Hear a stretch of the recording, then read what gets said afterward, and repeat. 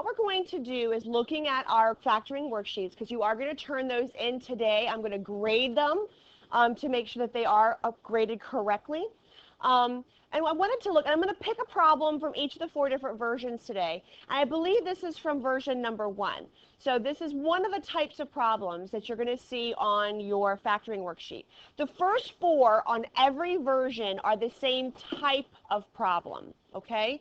So all of the first 4 are this type. Someone tell me, by looking at the actual polynomial itself, there are 2 clues by just looking at the polynomial that tells me what type of factoring I'm going to do. Someone give me a hint. The cubic, very good. X to the third is definitely a hint that I'm probably going to do a certain kind of factoring. What else tells me? Moody? There's 2, it's a binomial. So I have a cubic binomial, which tells me that we're going to do the formula, the sum and difference of cubes. And if you remember from last class, this is the formula for the sum of cubes. The only difference for the difference of cubes is that this is a minus sign, this is a minus sign, and that's a plus sign. Everything else stays the same, right? They're just 2 different formulas, but they're just the signs are different. But we're going to be doing the sum of cubes here. So we're going to go ahead and look. Now, we need to check to make sure that our 192 and our 81 are perfect cubes. Where do I go and how do I check that to verify? What would I do? Go to my calculator, and I want to check what is the cube root of 192. So let's everybody go ahead and try that. Go ahead on your calculator. You should have one checked out. Do the cube root of 192, and somebody tell me what it is. Is it a perfect cube? It's definitely not a perfect cube. Right. So that tells me math, option 4 or 5? Option 4. There you go. Okay?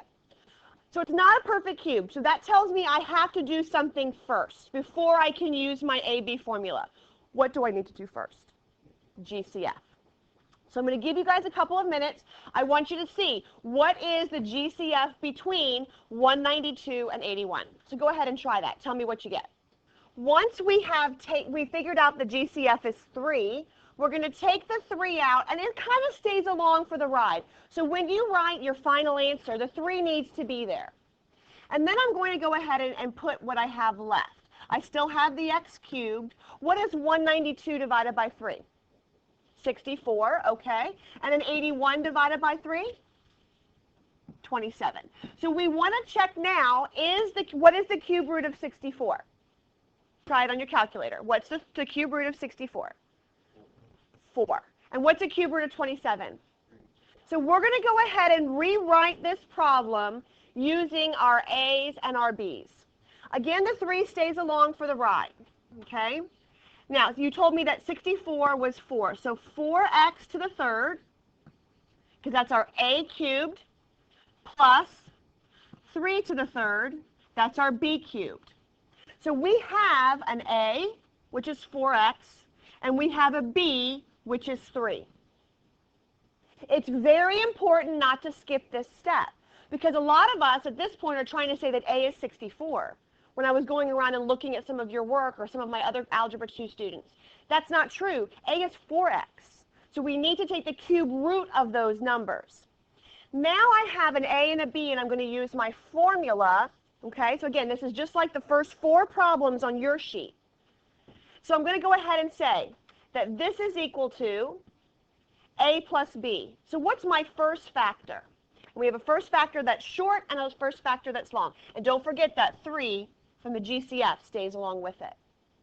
So besides 3, what's my next factor? A plus B. 4x plus 3.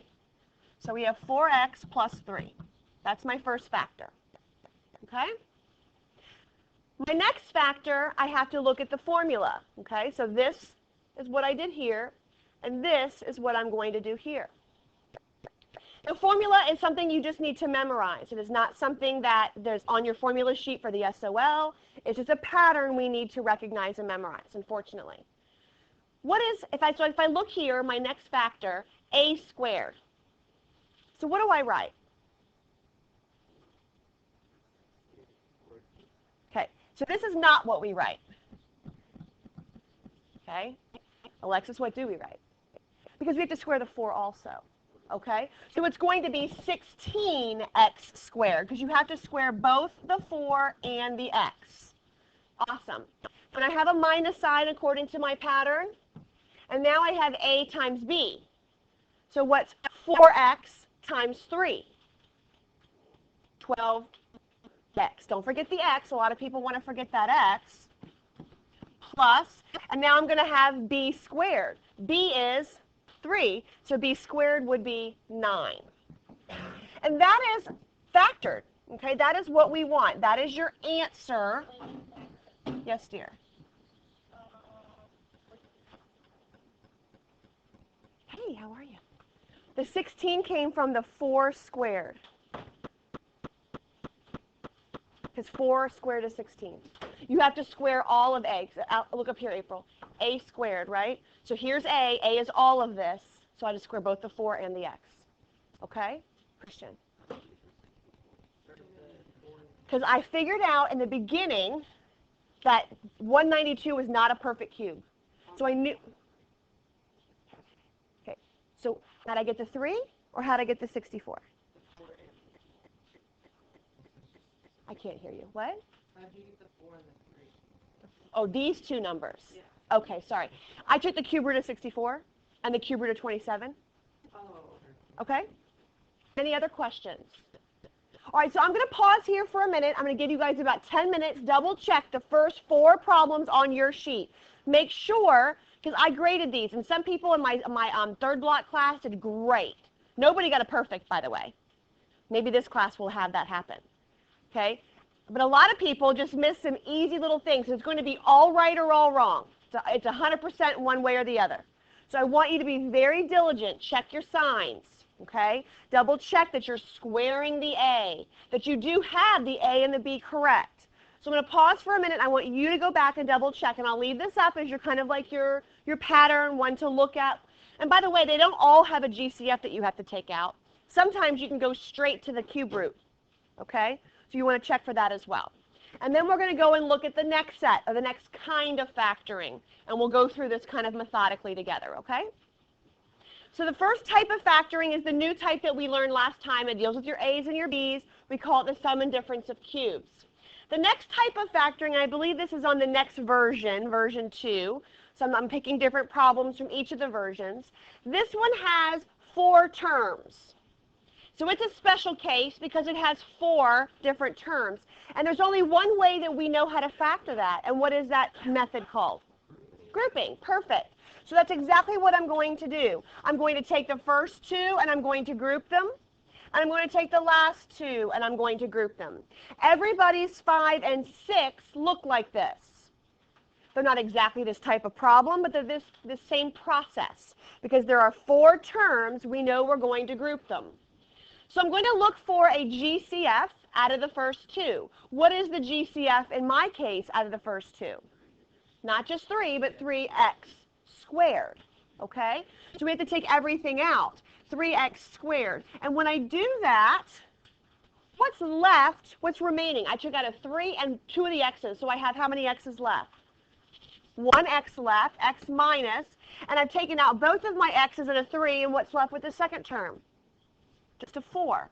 So over here, I know 100% I must have an x minus 4. Okay. So if I look at my next 2 terms, what can I take out of these 2 that will leave me with that?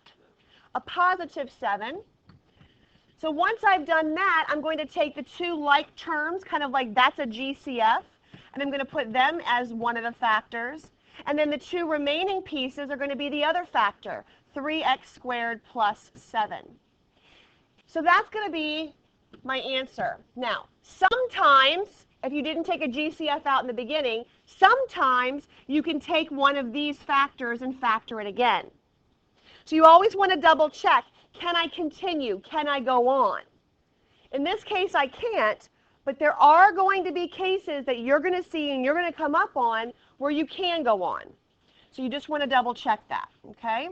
So go ahead and take a few minutes, work on the 2 problems you have since they're all different, and look at the 4-term polynomials and factor by grouping, okay? So we've done two types of factoring so far. We've done the sum and difference of cubes. We've done the A and the B formula.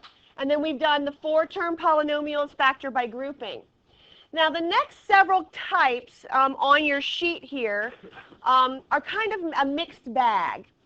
Some of them are just regular types of factoring. I think Kimberly had found one that was a regular type. Remember something like this, if I have x squared plus 2x minus, well, let's see, I'm trying to, minus, I'm trying to figure out two numbers that would work. Let's do this one.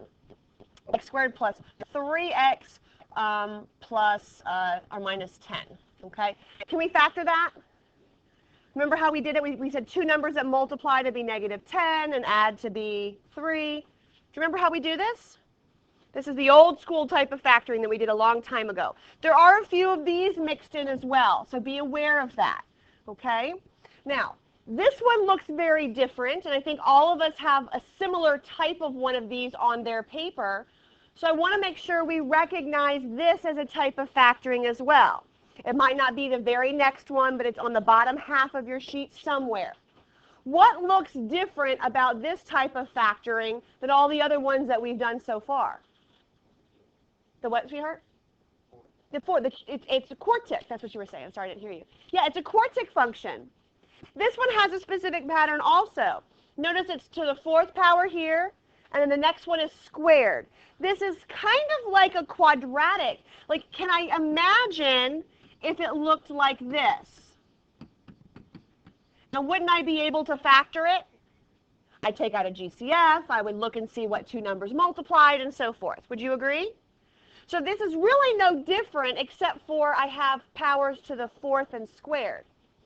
If you have u to the fourth u squared, then you can still use the same exact way to factor that we did before. So what you're going to do is you're going to look at, well, first of all, is there a GCF? You always want to look for that first. There is. Does 6 work for all of them? Is 108 divided by 6 as well? That actually would be very convenient if it did. Good, so 6 does work. So let's take the 6 out first. I can't take out any letters because they don't all have a u. So I'm just left with u to the fourth minus 3u minus 18. So at this point, 6 does stay along for the ride. Now, watch what I'm doing here. U to the fourth, oh, that should be a u squared, sorry. I'm going to use u squared and u squared because rather than just a u and a u, or an x and an x, because u squared times u squared is u to the fourth, and u squared plus u squared is u squared.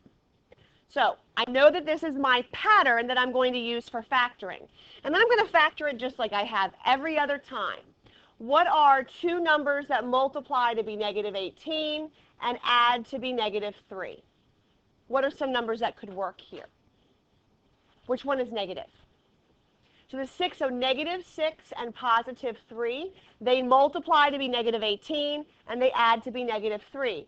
Now, if my leading coefficient is 1, can't I just simply put those numbers straight right in here? I can't do that. I don't have to rewrite the middle term and all that stuff if the leading coefficient's 1, which it happens to be here. So I can go straight from here to here. And I just want to double check to make sure, can I continue to factor this? And I can't. It's not exactly a difference of perfect squares. So I'm done. And this would be my answer. Okay? So I believe all of us have a similar one to this. Okay? So you want to check for that. So go ahead and I'll pause the recording for a minute. I want you to check for your quadratic or your quartic type of function. See if there is one like that that's factorable. All of yours should be factorable. There are several instances where there's only a GCF you can take out. And it's just quick factor and it's done. I think almost every one of you has a short, quick factoring one like that on the second half as well. So look for that easy type of factoring. Okay? So I want to look at one additional kind. This one looks a little bit different than the others, again on a different version. If you look at this particular problem, it's again a quartic function, But this one does not have the same pattern that this one did. This is a trinomial. It went u to the fourth u squared, whereas this one, this is a binomial. So I know that I want to look for a GCF. Is there one here? 5. So if I take out the 5, I'm left with x to the fourth minus 100. Now I'm not finished, because this is factorable. This is a difference of perfect squares. Remember a difference of perfect squares? If I have, for example, x squared minus 25, isn't that just x plus 5, x minus 5? Do you remember that as your difference? That's that pattern, right? So what's the square root of 100? 10. So I know I'm going to have my pattern of plus 10 minus 10. However, what goes in the beginning? X squared this time, not just your x. That is completely factored. Now, so I wanted to make sure I looked at something along those lines. There is one additional thing I need to mention. If you get to a factorization and they have the same factor, for example, let's say that my end result looked like this, 2x plus 3 times 2x plus 3. That is still not completely factored, because when you have the same exact factor twice, to be completely factored, you need to write that factor all squared. Okay? So that happens on several of your versions, so just make sure you're looking for that. Do I have double factors? If I do, I need to rewrite it in this fashion. Okay? So you want to be looking for that as well. You guys do have homework for the more factoring practice. So I'm going to write it up here just for recording purposes so that it's part of the recording. But this is your homework. Make sure on this you are factoring only. Do not solve. The directions say to solve, but I only want you to factor, okay?